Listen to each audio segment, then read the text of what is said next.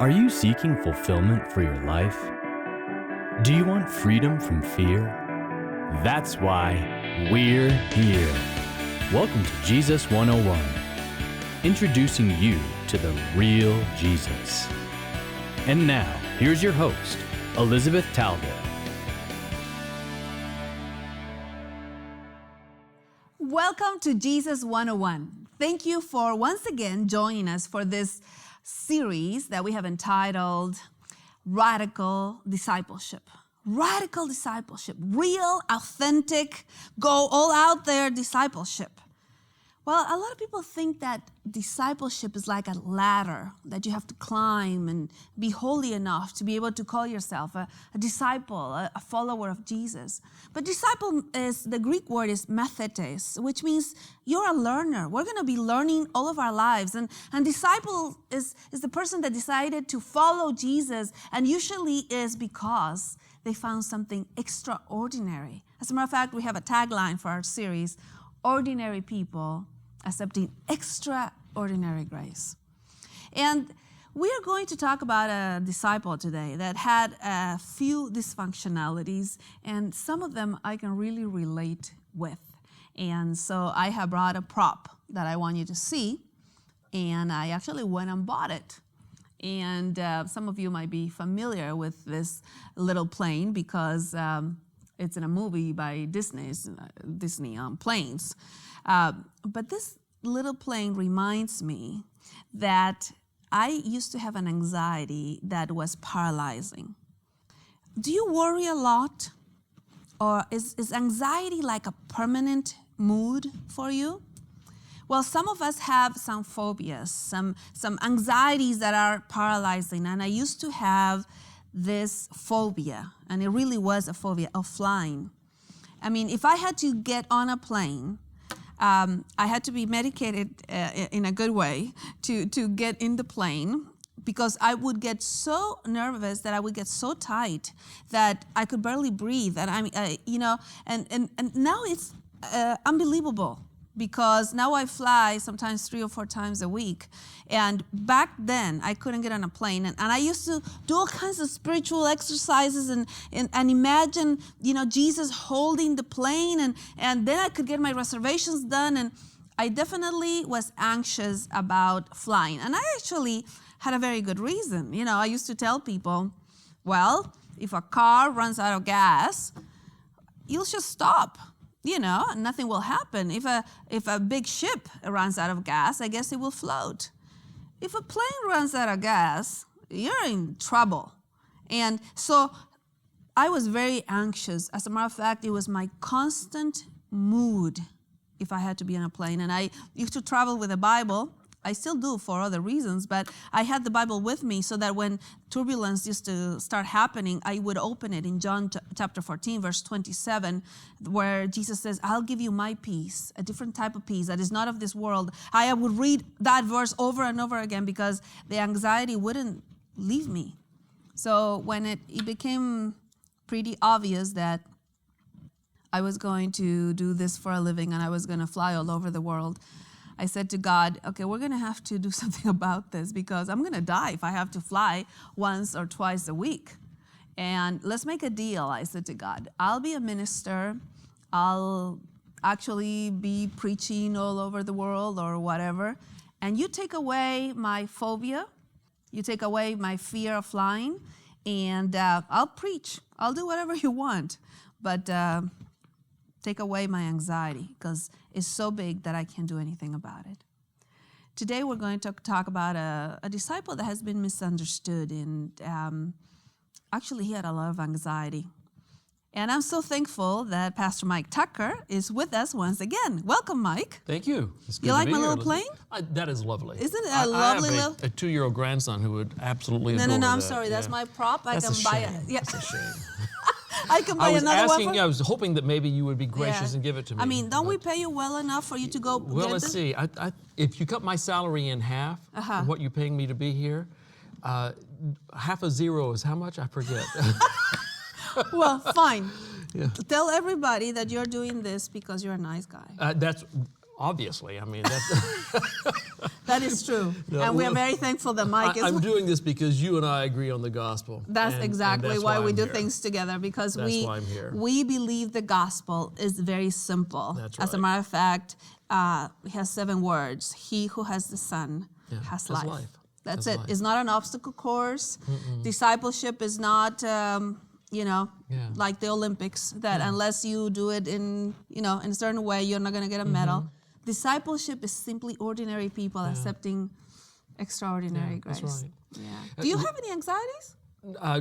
Yeah.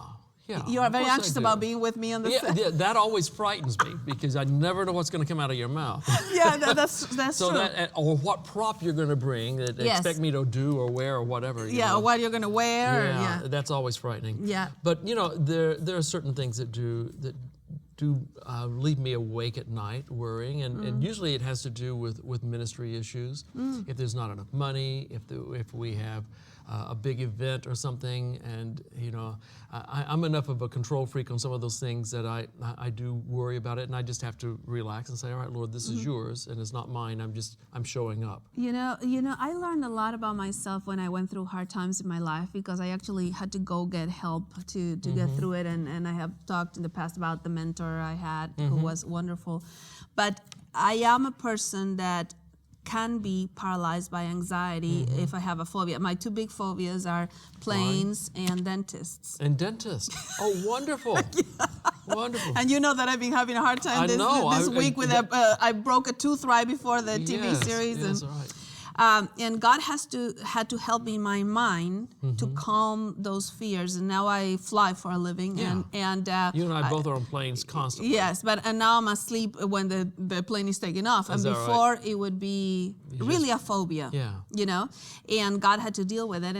And Thomas is a disciple that I think has been misunderstood as a person who doubted all the time. But actually, Thomas was a person more like a pessimist. He would imagine the worst possible outcome to something and say, that's what's going to happen. Right. I have, like you, I'm also trained on psychology, and the codependent person is the one that is always thinking of the worst possible outcome. If somebody is 2 hours late, they dead. probably got run over by a train. Yeah, that's right. Right, and you can't control it. It's almost like you, and that's why they give you chips, in 12-step programs of 1 year or whatever. Yeah. But in the codependent program, they give you the 10-minute chip. Yeah, the 10-minute chip. Yes. Yeah. Have you been sober for 10 10 minutes without anxiety? So, and I know that if I'm calling somebody 3 times in a row in a minute, I have entered a bad place. Yeah, a very bad place. Exactly, a very anxious place, right? And Thomas used to be this person that was like, oh, let's go and we're all going to die. Yes. And it's all going to happen like this. Yes. And we don't know where we're going. And, he had this anxiety. There was a cloud that covered his head at all times, Every place he went, that cloud of doom was there, and he was just certain that it was going to rain. It just followed him every place he went. Yes. And I think we all know people like that, Yes. There are certain areas of our lives where all of us tend to do this. Exactly. But there's some people who do this on every issue of life, whether it be exactly. a relationship. If the relationship's going well, I'm sure that something's going to happen to mess it It's all up. always you're waiting for the second shoe to drop. Yeah. Is that how you say it in English? Yeah. Because for this is an for the idiom. other shoe to drop. Yeah.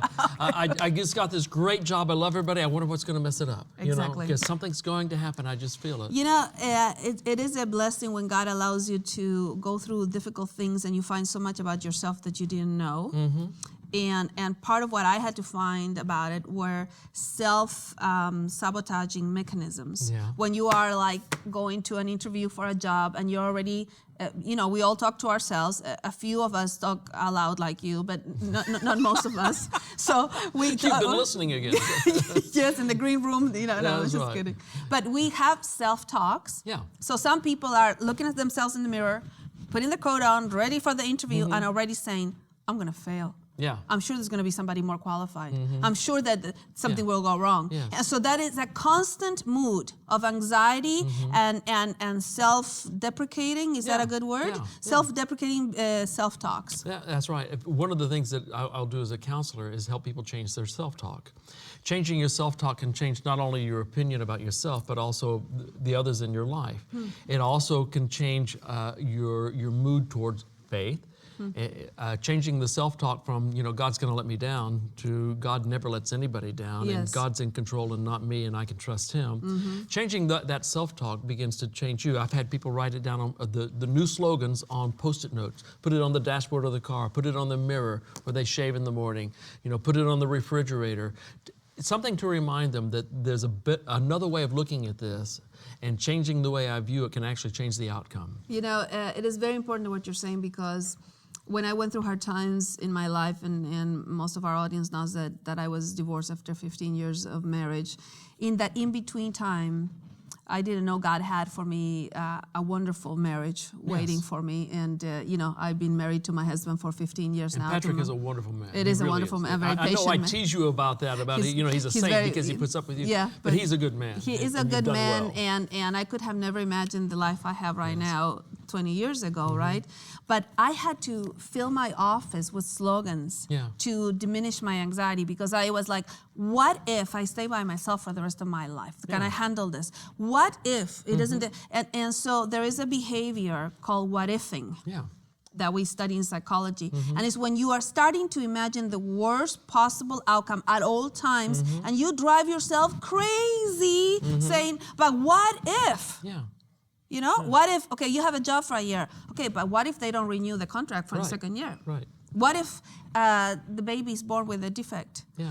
And what if he has a defect? I can't handle it for the rest of my life. Right. I mean, you can drive yourself crazy with what-ifing. Absolutely. And I think that's probably what Thomas did.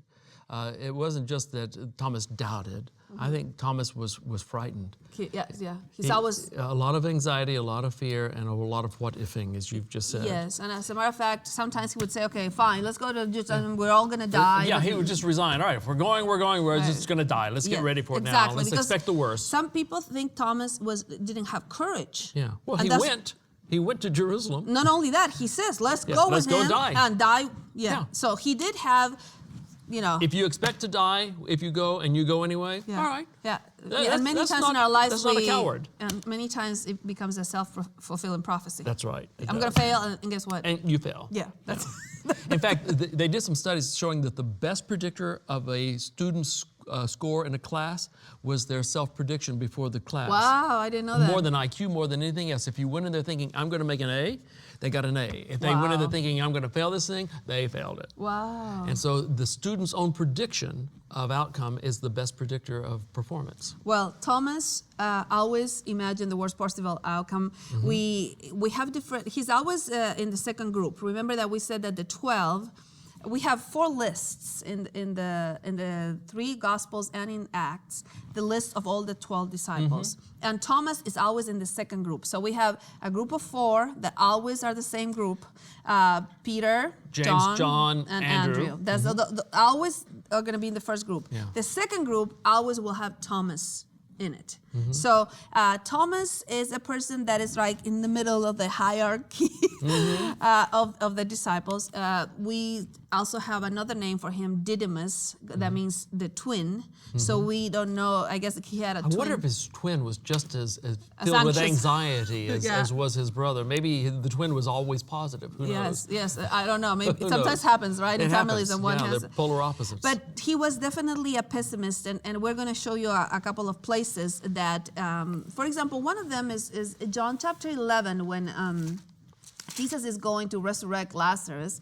It's very important to read right before chapter 11 what had happened in Jerusalem because they were trying to kill Jesus. And chapter 10, verse 39 of John it says, therefore they were seeking again to seize him, and he eluded their grasp. In other words, they're seeking to seize him to stone him. Exactly. They wanted to kill him. So when Martha and Mary send a message to Jesus, the one you love is sick.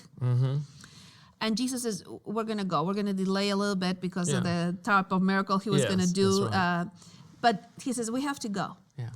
they're going, are you crazy? They just tried to kill you They there. just tried to kill you 3 verses ago. Yeah. You know what I mean? Yeah. And so now we're going. they're not sure if Jesus is super crazy or he has a lot of courage. Yeah. Or do you have a death wish? I mean, what is it? Yeah, what is it? What's going And so on? at one point, Jesus says, I have to go back. I absolutely have to go back. And Thomas says something that, I learned a new word with Mike. I think it was baffled. Yeah, very good. Instead of buffled? Yes. Yeah, Baffled. Baffled. Yeah, see, Well done. one of his missions in life is to teach me to speak proper English. Eventually, I'm going to get you to speak Texan, but that's another issue. Well, you know what? Every time you make fun of my accent, Yes. I'm Yes. reminded that I speak one more language than you do. Da-da-da, yeah. Touche, you win. Well, unless you count Texan and then... Yeah, well, Texan is a whole nother place. That's right. But here, verse 16 of chapter 11, when basically Jesus announces we're going, get used to it. Yeah. Therefore Thomas, who is called Didymus, said to his fellow disciples, let us also go so that we may die with him. That's it. It's not that let's go and let's see what happened. Yeah. Let's go and die. Let's go and die. Yeah, he always imagines envision the worst possible. He's so loyal and devoted to Jesus, even unto death, Yes. that there's no way that we're not going to die. Let's die. You know, Peter said, I will be with you until death, and he declared it loudly, and yet he ran away. Yes. But Thomas said, all right, you're going to die? Let's go. Okay, let's I'm go. with you. I'm there. And he also ran away. He did run away too, eventually, but still. But he was... We're going to give him some cred here anyway. Yes, exactly. No, because he decided... Yeah. He imagined the worst outcome, but he said, okay, let's do it. Let's go. So I have here a glass, and the proverbial half full, Or half empty. half empty. Yeah, Thomas always said half empty. half empty. And let me tell you one of the, Smuts Van Rooyen, right? Yes, he's a good man. I enjoy him a lot. Yes, and he's a great speaker. He has now retired, and he was the first senior pastor I had as an associate pastor, and bless his heart, because I'm sure I drove him crazy. I'm sure you did, but that's another story for another then time. as the years went by, we became very good friends, Yes, and we also have a very similar theology, and we love the Lord and we love the gospel. And he taught me something that I never forgot, that has served me very well in the last 15 years that I've been a minister. And he said, don't forget that which you give energy to, you're going to empower. Yeah. So if you have a situation that is half this, half that, whatever you put your energy to, your time, your mental energy, your whatever, you're going to empower that side. So if you give the energy to the negative side, you empower the negative. Yes, and if you give it to the positive, you empower the positive. yeah, but see, I didn't realize how big of a deal this was, huge. because we were having somebody at church that kept saying things, and it was one person, and then you had 1,500 other people that were saying something else. But that one person, and we are geared that way as human beings. That one person, like if you preach a sermon and 100 people say we love it, and one person says that stank. What are you going to think about when you go home? You remember the one. Yes. Instead of the 100 who loved it. Exactly. So he said to me, don't forget in ministry, that which you give energy, you're going to empower. And he became a lifesaver for me, because, of course, we all get, as public people, we get all kinds of letters and phone calls, and you decide. And I have a little thing here that I learned. Is that big enough for both of us? Yes, there we go. Okay. I hope you hold this so heavy. Go ahead. Yes, and I just wrote this, as you can see. Reinforcing loop. Yes. So you know psychology too, and you enforce things. And for example, one of the things, something happens, right? So you have a thought. Well, what you think is going to decide how you behave. And so your behavior will come out of how you're thinking. If you're saying, okay, like you said a moment ago, I'm going to have an A, very possible you'll have an A. If you say, I'm going to have a D, you probably will have a D. Get the D. Yeah, and so then the behaviors will form habits, because you will always, go that way with your head, right? And the habits will form your self-image. So next time something happens, you already have a self-image. Yes. And so you're gonna have thoughts, and so see, this keeps reinforcing itself, Right, and it then does. you think worse of yourself, and we're all gonna die, and we see it in the Bible in many cases. But the same reinforcing loop is true when you go the other way. Yeah. When you say, Turn the okay, positive. I'm going to trust God on Yeah. this, so therefore I'm going to behave this way. And that, okay, I'm getting used to trusting God even when I don't understand things. And, you know, creates a habit. I guess I have a good God. Yeah. I am ordinary, but He's extraordinary. It So changes everything. It changes everything. Yeah, basically, this is a pattern that we use when we use cognitive therapy. Exactly. When we do counseling, we talk about believing lies versus believing the truth. Exactly. Because out of our thoughts come feeling and behaviors and habits. And exactly. And self-image and That's all of right. that. That's right. So here we have Thomas, who was a person that was very, very used to saying, okay, Yeah. this is not going to go right. Yeah, the glass is half empty. Exactly.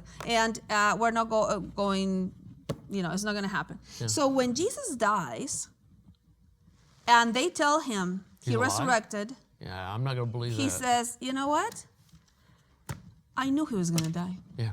I knew it all along. I said it all along. You guys heard me say it. And so this time, It's true. I just had it. Yeah. You know? And I'm going to ask you to read a word for us. Okay. What does it say there? Is that one of your Spanish words or? No, one of my Texan words. Oh, yeah, Texan word. Yes. Well, I would say that says, I am nowhere. Yeah, that's what it says. I am nowhere. Yeah. And as a matter of fact, he used to say this constantly. I am nowhere. I am nowhere. I am nothing. And Jesus died. And who am I now? And, you know, and the disciples were going, he resurrected. And he's like, I am nowhere. Yeah, I don't Unless I believe this. see, then I'm going to just stick with Yeah. this because I've been telling you all I'm gonna along. put my hand in the holes made by the nails. Exactly. Let's read that, which is one of the most fantastic sections of the Gospel of John. See, John was, it's a gospel that was written so that we may believe. 97 times we have the word believe in the Gospel of John. And he wants people to believe that Jesus is God. And all of a sudden he has this disciple he had it. You know, and maybe you are there today. You believed as much as you could, but you knew it was going to happen, and it happened. Right. And now everybody's saying, no, but God is, and you're like, you know, unless He shows up and He does something, Yeah. I don't believe it. I can't believe it. Well, let's take a look here at verse 24. But Thomas, one of the 12, called Didymus, was By the way, not we're in with chapter them. 20. Chapter 20. Yeah, if you want to follow. When Jesus with them when Jesus came. So the other disciples were saying to him, "We have seen the Lord." But he said to them, "Unless I see in his hands the imprint of the nails, and put my finger into the place of the nails, and put my hand into his side, I will not believe." After 8 days, his disciples were again inside, and Thomas with them. Jesus came inside, and Jesus came, the doors having been shut, and stood in their midst, and said, "Peace be with you." Okay, before you go on, Yeah. can I interrupt you? I'm counting on it. Like I'm going to stop You're you. counting on it. Go ahead. Okay, first of all, very important here that he asked, this is the greatest demand we have in all of the New Testament. Nobody makes a demand like this. Yeah. I Okay? want to see him and see the nails. Yeah. And one of the reasons why we know that Jesus was nailed to the cross, not just hanging with a rope, is because Thomas asked to see the imprint of the nails. So I keep this cross with me that a very good friend of mine, her name is Hazel, actually bought for me from some children that had been in trouble, teenagers, and then they got out of trouble and decided to create crosses, and they were selling them in different markets, and they were creating them with nails. Yes. And I keep it to remember this anxious disciple that was asking for a sign. Now, the greatest sign was the cross and the resurrection, but he was like, I need to see the imprint of the nails because I knew that was going to happen, and unless I see it, then I'm not going to believe you. That's it. He's dead. Yeah, and Jesus knows the demand he made, even though Jesus wasn't present. So he shows up, and He says, "Peace be with you." peace be with you, and you know what? I know, Thomas, where you are, and I'm going to meet you where And you the are. very next verse 27 is, "Then he said to Thomas," directly right to Thomas, "Reach here with your finger and see my hands, and reach here with your hand and put it into my side, and do not be unbelieving, but believing." See, Thomas, come on. At some point, you got to give up your anxiety, your what-ifing. And you know, the way that we battle what-ifing is with an as-ifing. As-ifing means that I'm going to act as if this has everything will be fine. Yeah. You know, as if God is in control. Yes. So every time you have a what-if, okay, immediately say, okay, as if his promises are true, Yes. as is he's faithful, Yes. as if act that way, Yes. and Jesus says, okay, for the last time, Thomas, because Jesus would ascend to heaven and we wouldn't be able to touch where the imprints right. of the nails That's were. right. So we had to start believing, right? And so Thomas, we're not told that he actually goes and touches or anything. No, it doesn't say that. He explodes in this confession of faith. Thomas answered and said to him, "My Lord and my God."